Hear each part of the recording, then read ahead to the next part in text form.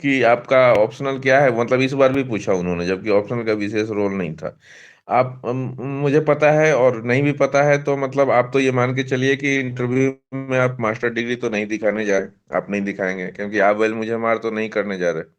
Graduation पे selection हो रहा है उतना ही रखेंगे, उससे आगे आगे आप नहीं दिखाइए, जब तक कि आप बिल्कुल मतलब 100% अपने सब्जेक्ट में श्योर ना हो। अगर आप मास्टर डिग्री वाले सब्जेक्ट को अगर ऑप्शनल में रखते हैं तो जाहिर है कि कोई क्वेश्चन नहीं आएगा। हाँ, ये क्वेश्चन हो सकता है कि ग्रेजुएशन में ये था तो मास्टर डिग्री में ये क्यों रखा है। लेकिन मेरा मानना है कि उसको मत दिखाइए। आपका ग्रेजुएशन किससे है, साइंस सब्जेक्ट में किस चीज से है? क्वेश्चन आंसर है। केमिस्ट्री। यस। तो सहायक सब्जेक्ट के रूप में कुछ है तो है, नहीं तो हर हर सब्जेक्ट के साथ में ना जो मतलब इंटरव्यू के लिए वो कहानी क्रिएट है, पहले से है, वो आदिकाल से वही चलते आया है, और उसी में थोड़ा मिर्च मसाला लगा के रिपीट होता है और काम हो जाता है सबका। मेरा भी तो हिस्ट्री था, मैंने भी तो हिंदी साहित्य रखा था, मुझसे भी क्वेश्चन पूछा गया हिंदी साहित्य क्यों। वो हम लोग का एक पेपर होता है सर, हिंदी ग्रेजुएशन में भी एक पेपर हिंदी होता है। तो मैंने भी वही बोला था कि एक पेपर हिंदी रहा है, और मेरी हिंदी में रुचि है, बोला बिहार में सबकी रुचि रहती है हिंदी में। हाँ, लेकिन जिस टाइम दोनों इंटरव्यू दिए थे उस टाइम मेरा पीजी नहीं था सर। पीजी मैं बीएड के बाद करी। तो इस बार जी। सोच रहे हैं कि क्या करना था, समझ पीजी नहीं आ मेरे रहा। ख्याल से आप जब अभी 70वीं का फॉर्म भरेंगे तो पीजी मत दिखाइए, क्योंकि उससे कोई अलग बेनिफिट तो मिलने जा नहीं रहा है। बस हाँ, दो इंटरव्यू में दो चार क्वेश्चन अलग से आ जाएंगे। हाँ, अगर आप पूर्णतः कॉन्फिडेंट हैं तो भरिए, क्योंकि वो क्वेश्चन इंटरव्यू में तो आएंगे, और जब भी फॉर्म भरना है तो ये सोच के भरना है कि मैंने इंटरव्यू में इसका जाके जवाब देना है। ऐसा तो है नहीं कि हम लोग सिर्फ पीटी या मेंस देने के लिए फॉर्म भर रहे हैं। नो नो तो मैंने तो नहीं भरा था, पीजी मैंने नहीं शो किया था। तो आप मेरे ख्याल से आप अगर मेरी राय माने तो शो करने की जरूरत नहीं है।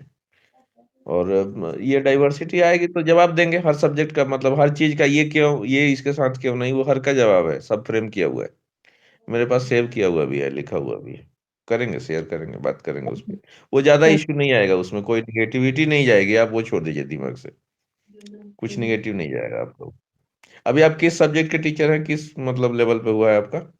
सर। मेरा 68 में साइंस और मैथ के लिए हुआ, और वो पीजीटी इसलिए कुछ सब्जेक्ट का प्रॉब्लम हो गया था, इस वजह से सब्जेक्ट कॉम्बिनेशन में। तो मेरा पीजीटी जी। नहीं हो पाया, बस इसीलिए पूछ रहे हैं सर कि बाय द वे 3.0 मेरा पीजीटी हो जाता है तो फिर तो सो करना ही पड़ेगा पीजी। फिर पीजी हिंदी से फिर ऑप्शनल अलग सब्जेक्ट। तो आप रख लीजिए हिंदी साहित्य, आप पास हो जाएंगे, कोई दिक्कत नहीं है। थोड़ा दिक्कत मतलब यही है, मैंने नेट के लिए जो बुक आती है ना वो लिया था, और उससे तैयारी किया था एमसीक्यू को। लेकिन फिर भी मुझे डर था कि पता नहीं 40 नंबर आया कि नहीं, लेकिन 54 नंबर है, ठीक है, खुशी है। 14 नंबर कट ऑफ से ऊपर है। अच्छा। तो रख लीजिए हिंदी साहित्य, कोई दिक्कत नहीं है। थोड़ा सा फोकस करना पड़ेगा, ज्यादा नहीं, थोड़ा, मतलब 1 घंटा रोज अगर करेंगे तब भी काम हो जाएगा। थोड़ा करना पड़ेगा, मतलब हिस्ट्री ज्योग्राफी आप रखते तो कुछ भी करने का जरूरत नहीं था, सीधे जाके एग्जाम लिखते निकल जाएगा। तो हिंदी में मैं मतलब हिंदी का अच्छा विद्यार्थी रहा हूँ मैं। तो लेकिन फिर भी मैंने विकास सर से हिंदी पढ़ा है, विकास दिव्य कीर्ति सर से। मैंने अजय सर से भी पढ़ा है, कुछ क्लासें अजय सर से भी की हैं, अच्छे नंबर भी आते थे। लेकिन उसके बाद भी डर लग रहा है, क्योंकि वो ऐसा ऐसा सेंटेंस अंदर से उठा के, तो उतना किसको ध्यान रहता है। आप कॉन्सेप्ट पता होता है, किसी भी कहानी का थीम पता होता है, उतना क्या क्या डायलॉग है वो थोड़े ना पता है। थोड़ा अंदर घुस रहा है, लेकिन फिर भी 54 नंबर खराब नहीं है, ठीक है। Of course. तो आई थिंक सारे सवाल संजय जी ने काफी पेशेंटली और काफी समय दे करके आप लोगों के लिए, इसके लिए तो सबसे पहले संजय जी का तहे दिल से बहुत बहुत शुक्रिया आप लोगों की तरफ से। Thank you sir. और धन्यवाद। फिर जब भी मौका मिलेगा संजय जी आप लोगों के बीच आते रहेंगे, आप उनसे फिर भी बात, जब भी बाद में भी बात कर सकते हैं। और सब लोगों को शुभ रात्रि। काफी लंबी क्लास चली, और अब आपकी जो क्लासेस मेंटरशिप वाली है वो टीटीएस में ही होंगी, और आपको दिया जाएगा लिखने के लिए। और भी उसमें बहुत सारी चीजें हैं जो धीरे धीरे ऐड हो जाएंगी। आपने अगर एक बार भरोसा करके मेरे ऊपर भरोसा किया है तो वो बस वो मेरा जिम्मेदारी है कि आपको क्या देना है और क्या नहीं देना है, किस टाइम क्या देना है। ठीक है, इस चीज के लिए हम लोग हैं। और आप सभी लोगों का बहुत बहुत धन्यवाद।